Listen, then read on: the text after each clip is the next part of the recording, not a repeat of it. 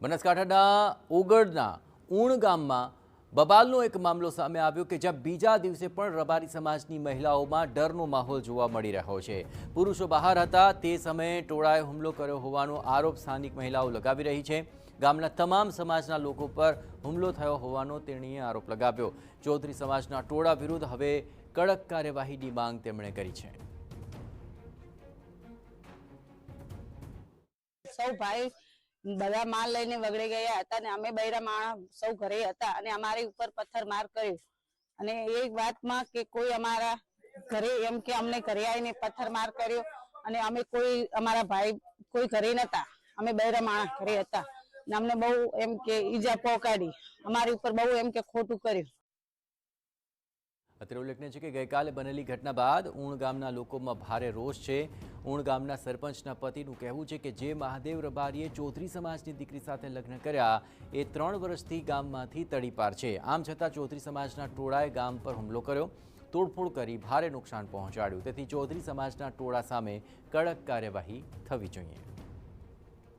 ગઈકાલે જે ઓગળ તાલુકાના ઊણ ગામની અંદર ઘટના બની હતી ત્યાં રબારી વાસ છે। અહીંયા આપણે ટીવી 9 ની ટીમ પહોંચી છે ને પરિસ્થિતિ કઈ રીતની હતી આપ દ્રશ્યોમાં જોઈ શકો। જ્યાં દેખો ત્યાં પથ્થર પડેલા જોવા મળે છે ને આ પથ્થરો છે ચૌધરી સમાજના જે ગઈકાલે ટોળું આવ્યું ટોળે પથ્થરમારો કર્યો હતો જે ચૌધરી ઊણ ગામની અંદર તેના દ્રશ્યો છે। ગામની અંદર ગઈકાલે ભય હતો ને એનું કારણ હતું કે અહીંયા પશુપાલન સાથે જોડાયેલી મહિલાઓ છે। મહિલાઓ આજે પુરુષો છે તે પશુ લઈને તેમના પશુ માટે બહાર ગયેલા હતા ને ત્યારે મહિલાઓ ઘરે એકલી હતી ત્યારે જ પથ્થરમારો કરવામાં આવ્યો છે। આજે પથ્થર જોઈ રહ્યા છો તે ચૌધરી સમાજના ટોળાએ પથ્થરમારો કર્યો હતો એવું આ ગામના આગેવાનો કહી રહ્યા। આપણી સાથે અહીંના ગામના અગ્રણી છે તેમની પાસે જાણીશું કે ગઈકાલે કઈ રીતની પરિસ્થિતિ હતી, શું હતું?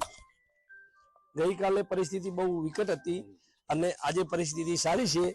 એટલે અત્યારે કોઈ ડર જેવી કોઈ માહોલ નહીં। કાલે તો તમામ ગામના લોકો ડરી ગયા હતા કારણ કે 200 થી 250 ગાડીઓ આવી હતી અને પૂરા હથિયાર સાથે લઈને આવીને તાત્કાલિક ઊણ ઉપર હુમલો કર્યો એટલે અમને સજા થવી જોઈએ કડકમાં કડક અને અમારા ગામના લોકોને ખૂબ ડર બેસી ગયો। પણ અત્યારે પોલીસ બંદોબસ્ત ને SRP છે એટલે બધાને શાંતિ છે। હાલ મહાદેવ રબારી આ ગામની અંદર રહે છે કે નથી જેને લઈને વિવાદ થયો હતો? મહાદેવ રબારી 2 થી 3 વર્ષથી આ ગામની અંદર રહેતો જ નથી અને કોઈ એનો સપોર્ટ પણ નથી અને કોઈ એને અમે ઓળખતા પણ હાલ નથી એની બરાબર। 2 વર્ષથી તડીપાર છે। એના માતા અહીંયા છે ને એના પપ્પા ઓફ થઈ ગયેલા છે। અને ગઈકાલે જે ઘટના બની એમાં ગામના અન્ય સમાજના કેટલા લોકોને ઈજાઓ થઈ છે, કઈ રીતની પરિસ્થિતિ, કઈ રીતે આ ટોળાએ ગામને બાનમાં લીધું? 4 થી 5 લોકો અમારા ગામની અંદર વાગ્યું છે અને પોલીસના જવાનોને પણ વાગ્યું છે અને બીજું મોટું નુકસાન કર્યું। અમારા ડીપીના વાયરો કાપી નાખ્યા, બીજા અમારા દરબાર સમાજના પાર્લરો તોડી નાખ્યા છે, દરબાર સમાજના ઘર ઉપર હુમલો પણ કર્યો છે, દરેક ઉપર હુમલો કર્યો। અમને કોઈ દેખ્યું જ નહીં, આવીને હુમલો જ કરવા માંડ્યા। અને રેખાબેન ચૌધરી જે હતા એ બહુ ઉશ્કેરકજનક કરતા હતા અને અંદર 10 થી 25 જણા તો દારૂ પીધેલા હતા। શું માંગ છે તમારી આ મુદ્દાઓ?